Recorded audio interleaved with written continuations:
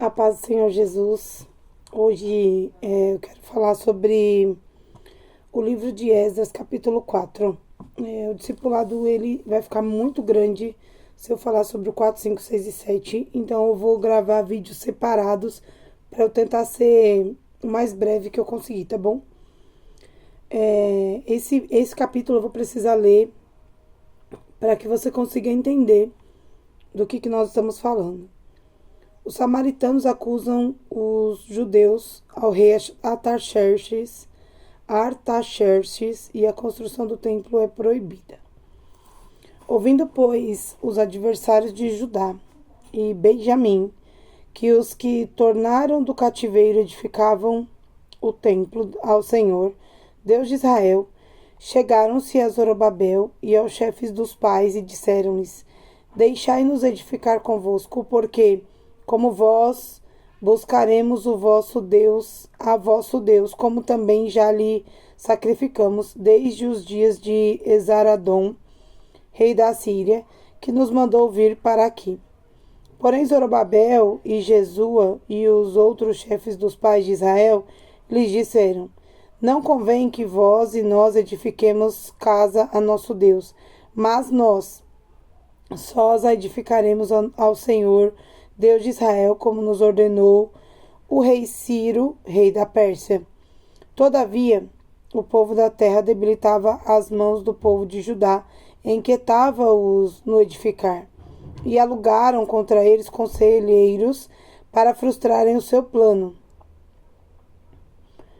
Todos os dias de Ciro, rei da Pérsia, até o reinado de Dário, rei da Pérsia. E sob o reinado de Assuero, no princípio do seu reinado, escreveram uma acusação contra os habitantes de Judá e de Jerusalém. E nos dias de Artaxerxes, escreveu Bislão, Mitredate, Tabeel e os outros da sua companhia a Artaxerxes, rei da Pérsia. E a carta estava escrita em caracteres aramaicos e na língua siríaca. Escreveram, pois, Reum, o chanceler, e Sinsai, o escrivão, uma carta contra Jerusalém ao rei Artaxerxes dessa maneira. Então escreveu Reum, chanceler, e Sinsai, o escrivão, e os outros da sua companhia, Dinaitas e Afarsaquitas, Tarpelitas, Afarsitas, Arquevitas, Babilônios, Susanquitas, Deavitas, Elamitas e outros povos que o grande e afamado Osnapar transportou e que fez habitar na cidade de Samaria e os outros da além do rio e em tal tempo. Pois, é o teor da carta que o rei Artaxerxes lhe mandaram, que ao rei Artaxerxes lhe mandaram.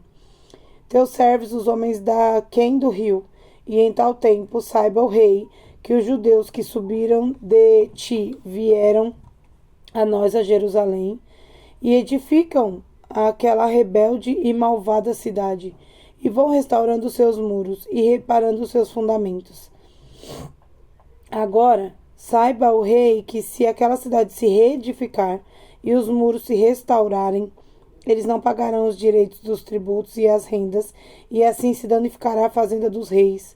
Agora, pois, como somos assalariados do paço, e não nos convém ver a desonra do rei, por isso mandamos dar aviso ao rei, para que se busque no livro das crônicas de teus pais, e então acharás no livro das crônicas, e saberás que aquela foi uma cidade rebelde e danosa aos reis das províncias, e que nela houve rebelião em tempos antigos, pelo que foi aquela cidade destruída.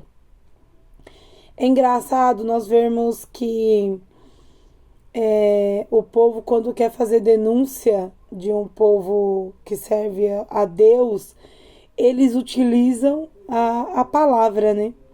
Nós vimos o diabo utilizando a Bíblia, utilizando, né, a palavra de Deus, falando, vai buscar lá nas escrituras, não está escrito assim, não está escrito assim, tentando Jesus, a tentação de Jesus, ela foi debaixo de palavra.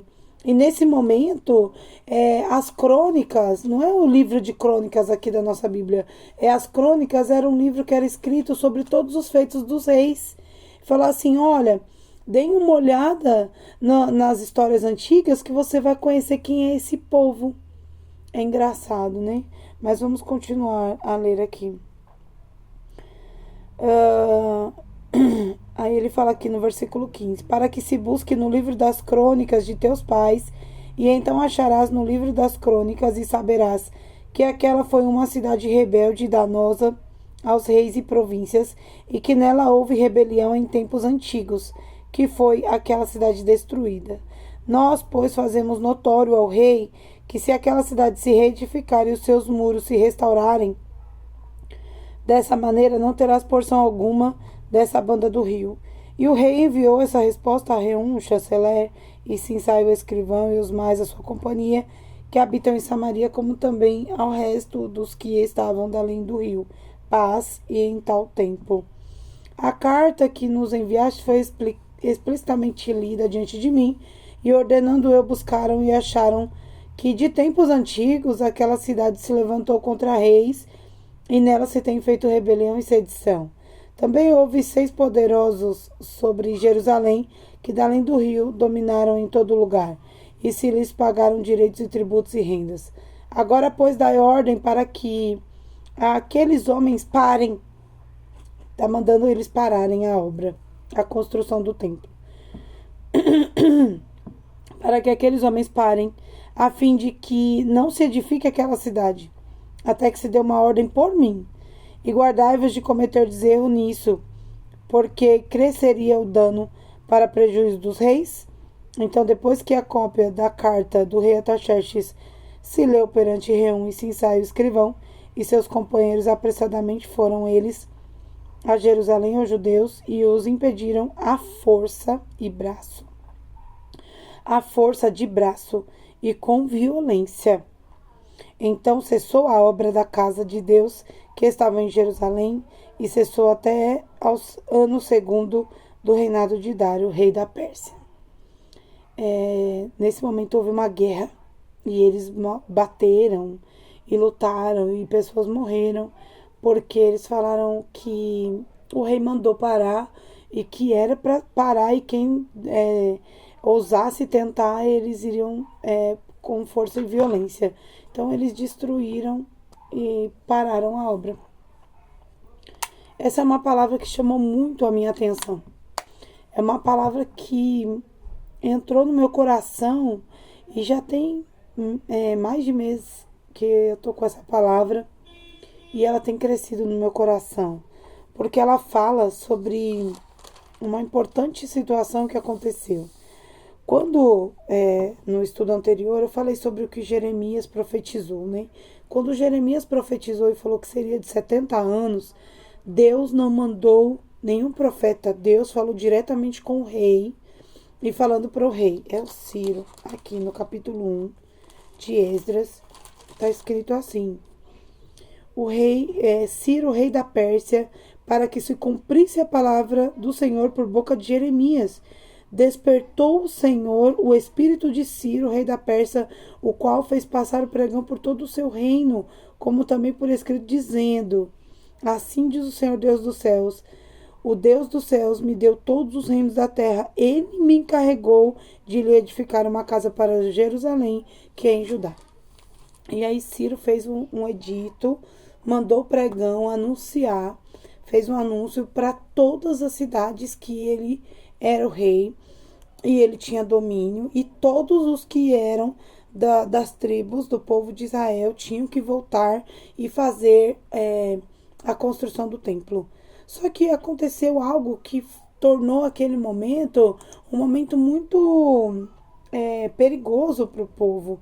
Por quê? Porque o povo começa a construir o templo. E aí chega um pessoalzinho que aqui eles chamam de adversários, né? Chegam umas pessoas para falar com eles, porque eles começam a mostrar. Nós, quando começamos a trabalhar na obra de Deus, as coisas elas vão criando um destaque, criando uma notoriedade nas pessoas lá fora. E aí vem um pessoalzinho que aqui na Bíblia é citado como adversários deles. Quem eram essas pessoas? Os samaritanos. Lá vamos nós de novo para os samaritanos, né? Os samaritanos chegaram. Quem que eram os samaritanos? Era a mistura do povo judeu com outros povos. E os samaritanos falaram assim: a gente quer ajudar. queremos trabalhar com vocês. Eu não sei qual era o interesse, a Bíblia não deixa bem clara qual era o interesse dos samaritanos nessa obra. Talvez pudesse haver, nesse momento, eu tentei tirar várias suposições, porque aqui não diz, tá? Mas a gente tenta entender mais ou menos o que há na mente da pessoa para ela querer fazer o que ela faz, para ela tomar certos tipos de atitudes. Os samaritanos, eles começam a querer participar da construção do templo. E aí os judeus falam assim, não, nós vamos construir o templo para o nosso Deus. Aí os samaritanos falam, não, nós também adoramos ao seu Deus.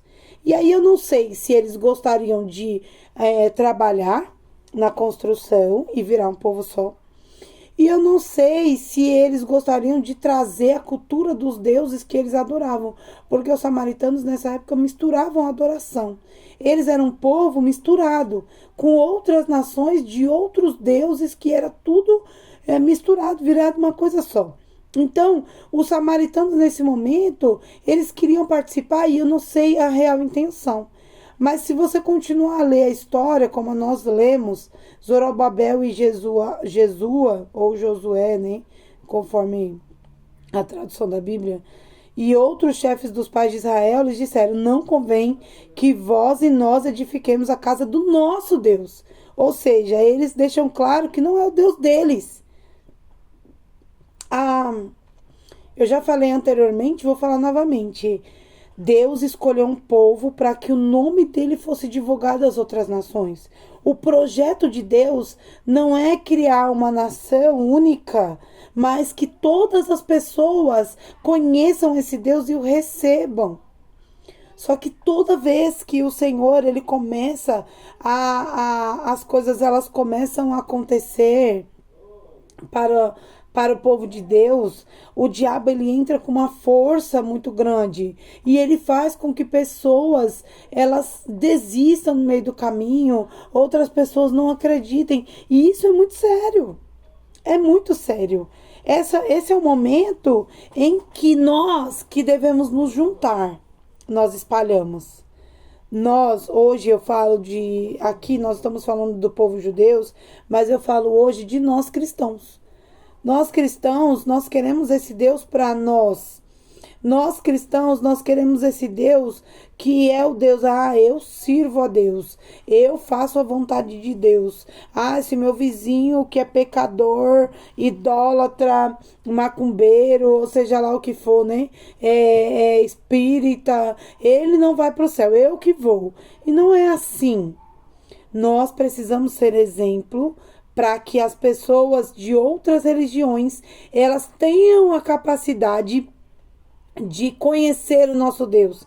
E quem sabe nessa situação, elas consigam entender o propósito de Deus e se converter a aceitar o nosso Cristo como o único e suficiente Salvador da vida delas.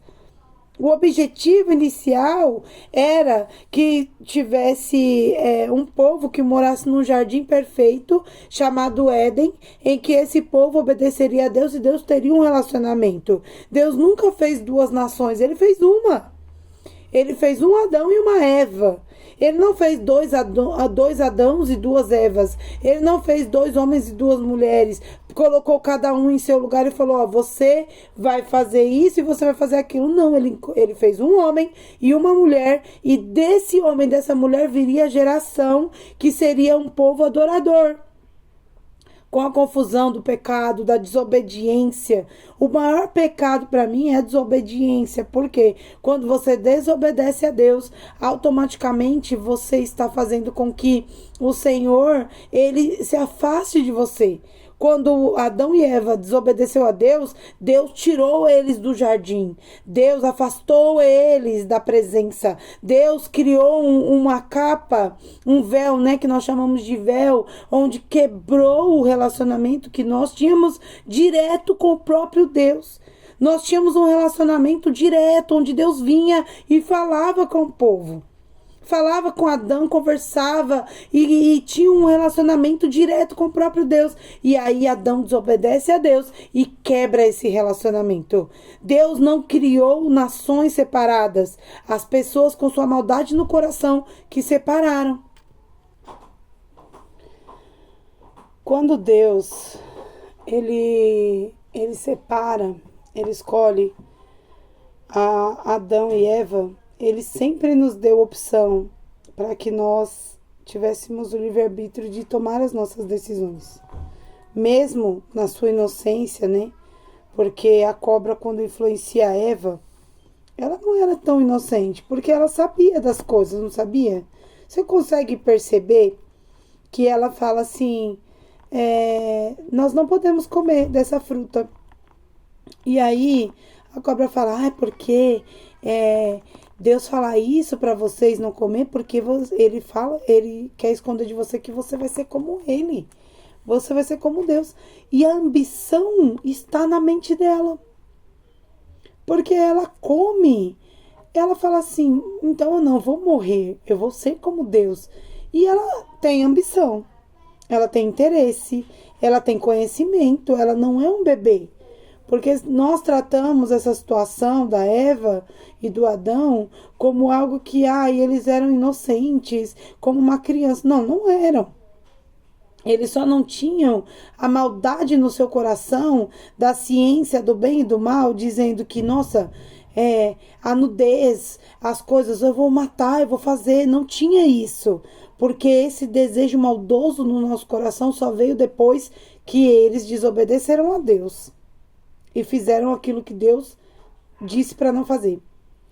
Quando o povo judeu começa a construir, cria-se, eu imagino, tá? Estou aqui conjecturando como que aconteceu, porque para você entender uma história, você tem que entrar na história, você tem que começar a cavucar e tentar entender o que passava na cabeça dessas pessoas, para a gente poder tentar entender o que eles pensavam para impedir. Então, hoje, nós não vivemos uma época diferente dos judeus. Nós queremos o nosso Deus só para nós. Mas nós precisamos entender que o nosso Deus é para todos. O nosso Deus, ele é perfeito e ele ama. Deus amou o mundo de tal maneira que deu seu único filho para que todo aquele que nele crê não pereça, mas tenha vida eterna. É assim que fala o versículo. Deus amou o mundo. Não fala assim, Deus amou os cristãos. Deus amou os judeus. Deus amou aqueles que se arrependerem. Não. Deus amou o mundo. E o amor dele foi tão grande, tão imenso. É um amor que ninguém consegue medir. Que ele deu o único filho dele para que todo aquele que nele crê. Aí vem a condição. O amor é universal, é para todos, mas a condição de salvação e vida eterna é para todo aquele que nele crê, não pereça, mas tenha a vida eterna. Então, o sacrifício de Jesus foi para quê? Eles já seguiram para o pecado. Eles seguiram para a desobediência, mas eu estou dando uma chance de salvação. Eu estou dando um caminho para eles. O povo judeu não entendeu isso. E aqui eles pegam e falam assim para eles: não, não, não. Samaritano é misturado. Aqui é para judeu. Aqui, não, pode deixar que nós vamos construir. E aí eles não permitem. Isso incomoda. Assim como hoje nós temos incomodado demais uma nação. Eu julgo como uma nação. Um povo, nós temos incomodado demais um povo que se intitula como LGBTQ, não sei o que mais. Nós estamos incomodando eles. É um povo, gente. É um povo que se intitula uma geração diferente e eles dizem que precisam ser aceitos por nós cristãos. E nós cristãos olhamos para eles e falamos: não, não, não. Vocês não são aceitos aqui. Se você quiser ser aceito, você vai ter que se transformar numa pessoa como eu. Se você não for como eu, não tiver o sangue puro, você não vai ser aceito no nosso meio. Você não vai ajudar na obra, você não pode pregar a palavra, você não pode seguir esse caminho, você tem que parar com suas práticas. Quando nós precisamos ser um povo da inclusão. O povo da inclusão não é o povo lá fora, não são as empresas. O povo da inclusão tem que ser os cristãos, gente. Não é assim, eu vou aceitar, eles têm que vir e vai ser do jeito que eles querem. Não. Mas a Bíblia diz claramente que quem liberta e quem convence e quem transforma é o Espírito Santo. Não sou eu que transformo ninguém, não sou eu que mudo a vida de ninguém, não sou eu que transformo a mente de ninguém, não sou eu que mudo a mente de ninguém. Não sou eu que levo ninguém ao arrependimento. Por mais que o Senhor me dê conhecimento da palavra, por mais que o Senhor me ensine a palavra, por mais que eu pregue a palavra, quem convence não sou eu. Quem diz que leva a pessoa ao arrependimento não sou eu. O meu papel e a minha parte nessa história toda é trazer as pessoas ao caminho. E no caminho elas serão transformadas. Aí fica, o que você acha? É certo ou errado? Eu não tenho que achar nada. Eu não tenho que achar nada. A minha opinião é, eu sirvo a Cristo, aquele que me libertou e me salvou, porque eu posso não ser gay, eu posso não ser lésbica, eu posso não praticar o homossexualismo, mas eu cometi vários pecados. E eu ia pro inferno igualmente essas pessoas que estão lá fora praticando seus pecados. Eu ia, mas o Senhor me libertou. Eu não sou melhor do que qualquer outra pessoa, porque o meu pecado é diferente. Eu também fui pecadora, eu também entendi, chegou um momento que o Senhor, ele veio para mim e eu entendi que a prostituição é pecado, o vício é pecado, a bebida alcoólica é pecado, a droga é pecado. Eu entendi que as práticas do homossexualismo é pecado. Eu entendi que as coisas que nós fazemos em oculto, o Senhor está vendo. E aí, essas coisas não foram pessoas que vieram e convenceram a mim de que é certo e que é errado, mas quem me convenceu foi o Espírito Santo. E é por causa do Espírito Santo que hoje eu prego a palavra. Foi o Espírito Santo que me convenceu, o Espírito Santo que me ensinou, o Espírito Santo que me direcionou.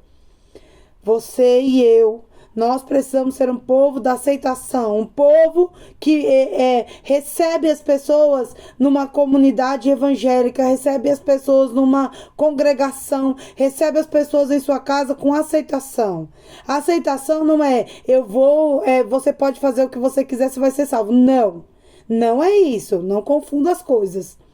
Mas nós precisamos parar de rejeitar.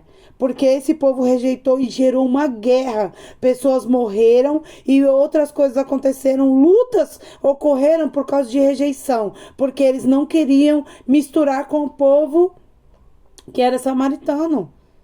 O povo se misturou. Não foi culpa deles, porque reis do passado desobedeceram a Deus, trouxeram outras culturas para o povo do povo de Israel, e aí o povo de Israel se dividiu, eram 12 tribos, e virou 2 tribos, e foi uma farofa, que no futuro, em outras aulas, eu quero conversar com vocês sobre isso, mas essa aula é para nós falarmos sobre como nós precisamos evitar guerras e confusões dentro do meio cristão, porque nós precisamos começar a ser um povo que é o povo inclusivo.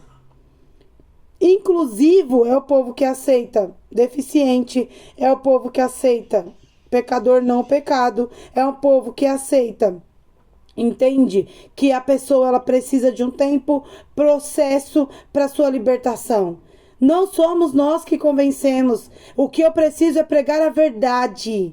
A verdade, ela sendo pregada, a palavra de Deus, ela é como uma espada afiada, tão afiada que ela é tão afiada dos dois lados, que ela não só convence o pecador, como ela me convence também. A Bíblia diz que a palavra de Deus ela é tão afiada como uma espada de 2 gumes, que ela penetra até a profundidade da alma e do espírito. É a palavra. Então o segredo está em pregar a palavra. Quem vai convencer o pecador do seu pecado é a palavra, é o Espírito Santo, é o Senhor que vai trabalhando no meio. Só que o que nós fazemos hoje? As igrejas estão cada dia mais vazias. Os jovens não estão mais na igreja. As crianças estão crescendo sem entender porque a televisão está ensinando uma coisa e a igreja não está ensinando nada. Nós precisamos voltar ao conhecimento. Se você é um discípulo hoje, você é um discípulo que está sendo preparado para viver uma diferença, a ser um povo diferente. Voltando aqui, porque a aula já está começando a ficar extensa. Eles rejeitaram os samaritanos e os samaritanos se incomodaram, ficaram bravos e foi indo, né, mês após mês, e eles lá vendo a obra sendo construída e cada muro e tudo ficando maravilhoso, e eles ficaram revoltados. Eles não aceitaram. E aí o que aconteceu? Eles pegaram e criaram. Por quê? Porque o mal ele vai trabalhando na sua ação e na minha ação. Quando eu crio uma ação que não é de acordo com a vontade de Deus, em que momento aqui está sendo falado, ou pelo rei Ciro, né, que foi o rei, que lá no capítulo 1 ele fala assim, eu estou convocando todos os povos de cada província, aonde estiver um que vai lá e vai construir. Aqui está dizendo claramente o recado de Deus. O recado de Deus não é, olha, somente esse povo, não, é todo o povo. Tá aqui, ó.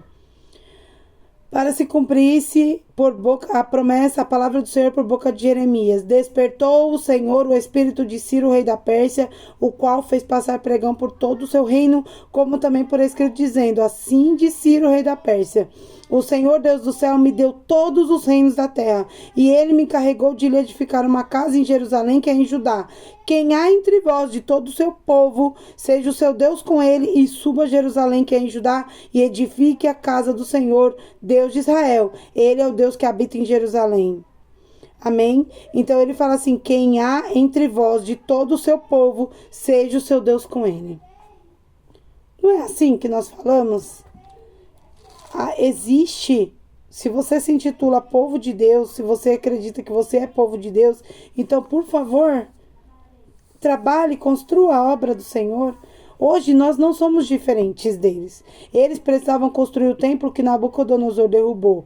Mas nós estamos construindo o templo, que é o templo espiritual. A cada dia, a cada coisa, a cada ação que nós fazemos, é um tijolo que nós colocamos no templo espiritual, para que a obra do Senhor ela continue. Nós precisamos continuar essa obra. Nós somos convocados todos os dias a fazer a vontade de Deus. E nós não estamos fazendo porque nós não estamos entendendo. Procure entrar mais em oração e clamar ao Senhor para que Ele te direcione a fazer a vontade dEle. Não seja... Olha, eu estava pensando sobre isso, né? Que eu não quero ser o prego. Por exemplo, né? Vou usar o prego como exemplo, ou parafuso.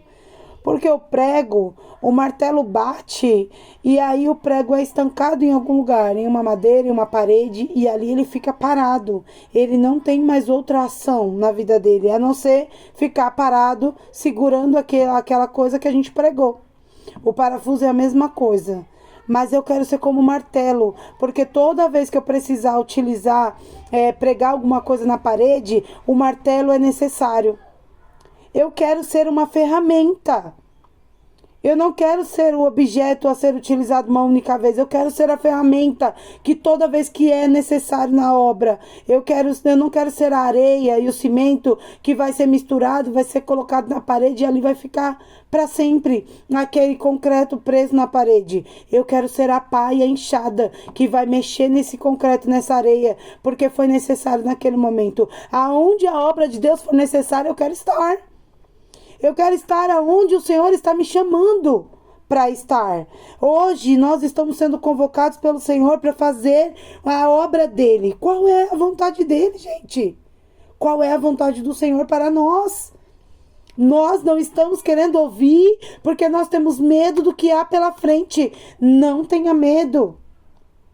Não temas, assim diz o Senhor. Ele disse para o Josué, não tenha medo diante deles, não tenha medo com o que vai vir pela frente, eu sou contigo. O Senhor assim diz para nós também. Tenha certeza que se você for uma pessoa disponível como Josué foi, você vai ser a pessoa que vai levantar a mão e vai falar assim, ó, o Senhor está me chamando e eu vou chamar vocês. Arrependam-se hoje, escolham quem é o Deus de vocês e eu vou dizer uma coisa, vocês eu não sei, mas eu e minha casa serviremos ao Senhor. Quando você dá ouvidos à voz do Senhor, quando você escuta o chamado e você atende o chamado, você levanta a mão e diz, eu não sei o resto do povo, mas eu e minha casa vamos servir ao Senhor. Nós queremos servir ao Senhor porque é isso que é o chamado do Senhor. É para isso que Ele nos tem chamado. Louvado seja Deus. Eu quero dizer para você que esse povo, os samaritanos, eles ficaram tão revoltados que eles escreveram uma carta para o rei e você percebe notoriamente o quanto Satanás está usando eles. Porque ele usa a mesma estratégia, Satanás usou a mesma estratégia que ele usou com Jesus. Ele usou a própria palavra, falou, vai lá no livro das crônicas e olha, porque se você for direto na palavra, você vai ver que o povo cristão é um povo que não abaixa a cabeça, é um povo que não se rende ao pecado, é um povo que não muda porque as pessoas mudaram, porque o mundo mudou. O mundo mudou. Hoje o mundo está aceitando o homossexualismo, hoje o mundo está aceitando o pecado, hoje as pessoas podem andar nuas, hoje os vícios são permitidos, até as drogas estão sendo lutadas lá no plenário, lá em Brasília, para que sejam liberadas. Em vários países do mundo hoje a droga já é liberada, já está autorizado. As pessoas estão se dobrando diante de Satanás. Os vícios, as tatuagens, a prostituição, a nudez, tudo está sendo exposto e está tudo normal. E aí você olha para o cristão, você olha para o povo de Deus e você vê que é um povo que não muda. Então ele fala assim, vai lá no livro das crônicas, dá uma olhada, porque se eles olharem para a nossa história do passado e para a nossa história atual, eles vão ver que nós não vamos nos dobrar. A gente luta em guerra, a gente entra em guerra, a gente vai batalhar e esse povo que está se dobrando, eles vão ficar incomodados mesmo, porque eles querem que a gente seja como eles, mas nós não vamos aceitar e nós vamos continuar pregando a verdade. Pregue a verdade, porque tem que ter santidade. Sem santidade nós não vamos entrar no céu.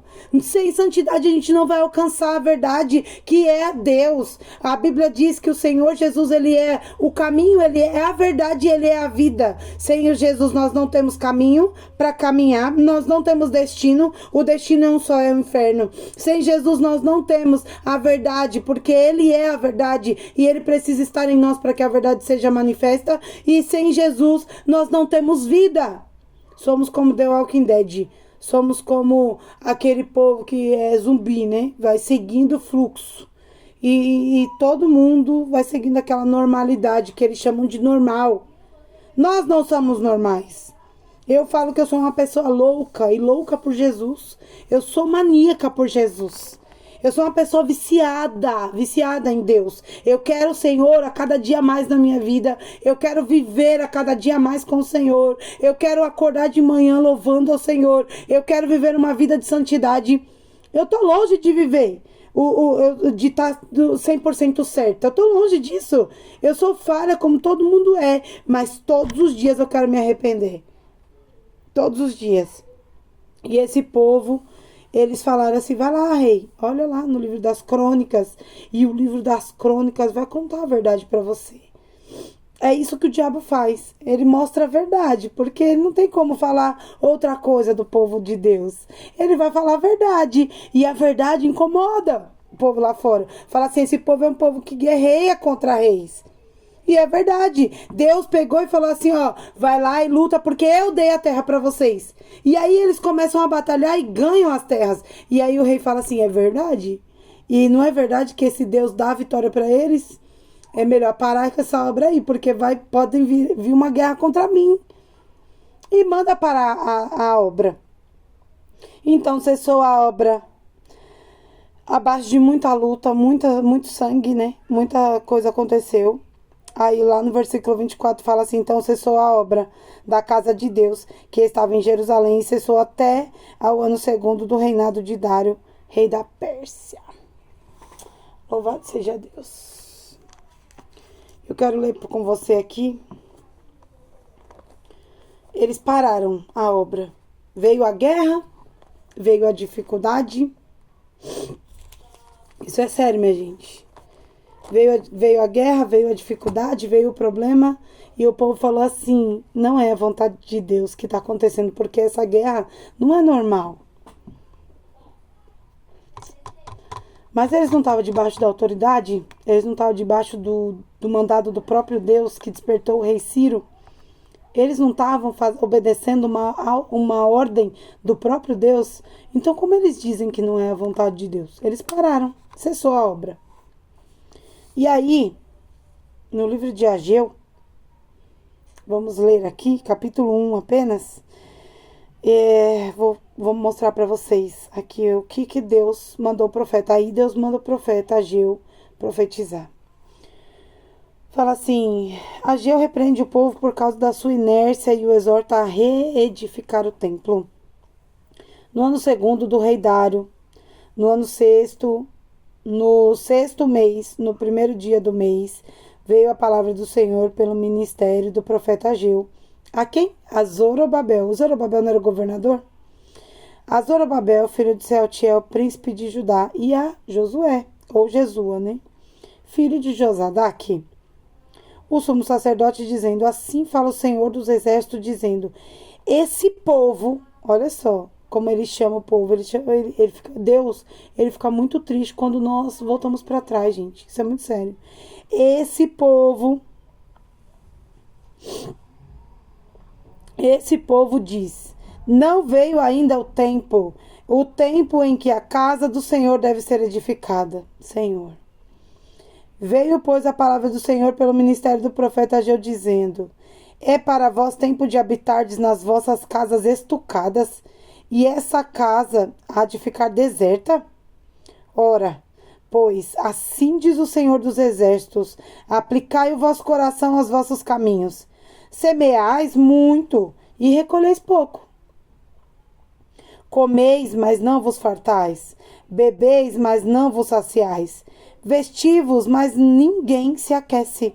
E o que recebe salário num salquitel furado. Assim diz o Senhor dos exércitos: aplicai o vosso coração aos vossos caminhos. Subi o monte e trazei madeira e edificai a casa, e dela me agradarei. E eu serei glorificado, diz o Senhor. Olhastes para muito, mas eis que alcançastes pouco. E esse pouco, quando trouxeste para casa, eu lhe assoprei. Por quê? Disse o Senhor dos exércitos: por causa da minha casa que está deserta, e cada um de vós corre para sua própria casa. Por isso retém os céus o seu orvalho, e a terra retém os seus frutos. E eu fiz vir a seca sobre a terra, e sobre os montes, e sobre o trigo, e sobre o mosto, e sobre o azeite, e sobre o que a terra produz, como também sobre os homens, e sobre os animais, e sobre todo o trabalho das mãos. Então enviou Zorobabel, filho de Sealtiel, a Josué, filho de Josadaque, sumo sacerdote, e todo o resto do povo, a voz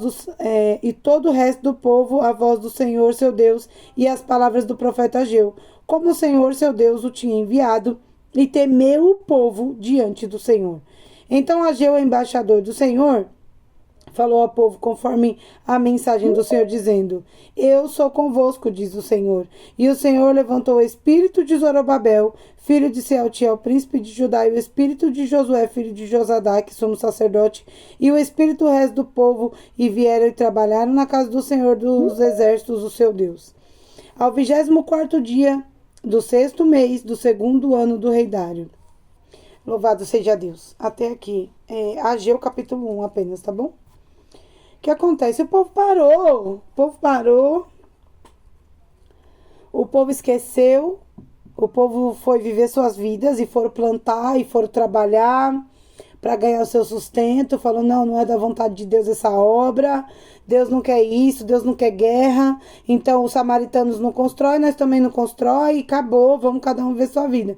E eles foram trabalhar. E aí Deus falou assim: então vocês vão viver bem na casa de vocês, e eu mandei vocês construir, a minha obra vai ficar parada, deserta, porque vocês ficaram com medo? Pois tudo que vocês plantar, eu mesmo tô tirando. Tudo que vocês trabalham é um saco furado, porque eu faço minar o seu dinheiro. Você não prospera, você não segue para frente, porque você simplesmente não quer fazer a minha obra. Eu quero dizer para você hoje: levanta, desperta e volta a trabalhar na minha obra. porque eu falei para vocês irem e vocês pararam porque temeram. Eu estou com vocês. E aí eles ficaram desesperados, se arrependeram, buscaram a Deus e o Senhor animou o espírito deles e eles voltaram a construir. E na próxima aula eu vou continuar dando sequência sobre essa história, tá bom? Sobre o que aconteceu depois que eles voltaram a construir. Por hoje é isso. Eu espero que você tenha entendido a importância de nós sermos um povo que abraça as pessoas, um povo que busca estar preparado para lidar com todos os tipos de pessoas. Não importa se é alcoólatra, não importa se é drogado, não importa se a pessoa vive em casamento, fora de casamento, não importa se a pessoa ela é homossexual, não importa quem é. Nós precisamos ser um povo que prega a verdade, um povo que diz a verdade, mas um povo que abraça. Nós não podemos botar para fora aquilo que o Senhor tem trazido para dentro, tá bom? Que Deus abençoe a sua vida.